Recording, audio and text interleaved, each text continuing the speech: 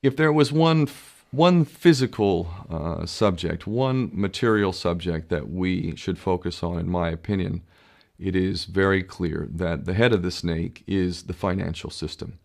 We can argue till the end of time about who runs the world. Is it the Jesuits? Is it the reptilians? Is it the Illuminati? Is it the Freemasons? We can go on and on and on and on about this.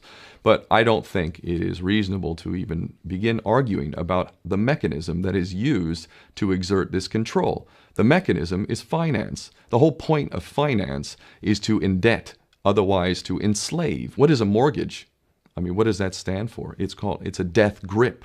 So when you get a mortgage, you have a death grip held over you because you are in debt. You don't even own the house. The bank owns the house that loaned you the money to buy the house, unless you're fortunate enough to have all the money to buy it outright. And even then, you can be taxed by the government, and if you fail to keep up with those taxes, the government can then take it from you. The whole system is based on a financial fraud, which effectively takes the power that we have and it gives it to a tiny group of individuals who are running the world through the control of finance. With the infinite supply of money that we have allowed them to take, they have literally an infinite supply of money, and with that money, and from their psychopathic point of view, they have bought everything and everyone who can be bought. So those of us who cannot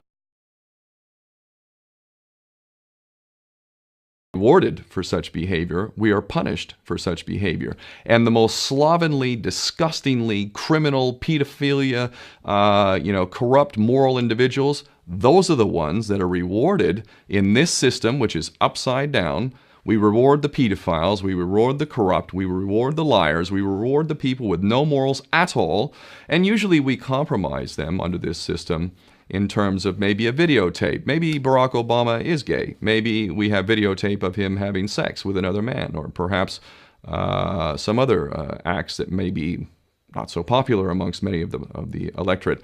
Or maybe we have videos of political leaders having sex with little boys or little girls. If I was in charge of the world and I was a psychopath and completely drunk on my own power, you can bet damn sure that's what I would do.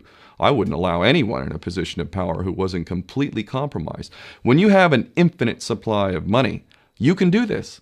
Take that supply of money away, take that power back, put it in the hands of the people, get rid of fractional reserve banking, which is an obscenity in itself. Listen to the lessons of Jesus Christ if you're a Christian who got really pissed off when he went to the temple and he saw what the money changers were doing.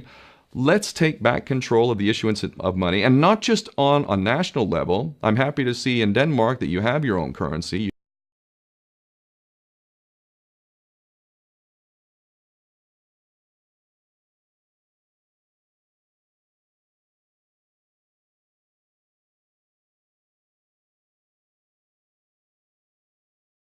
Drowning us all, and we can stop scrambling for the crumbs from the table of these filthy rich psychopaths and live in a state of abundance just by changing this one thing. And I'm not just talking about abundance for Western nations who have an artificially inflated value with their currencies. We all in the West are guilty of having that reward while the rest of the world is sucking on it.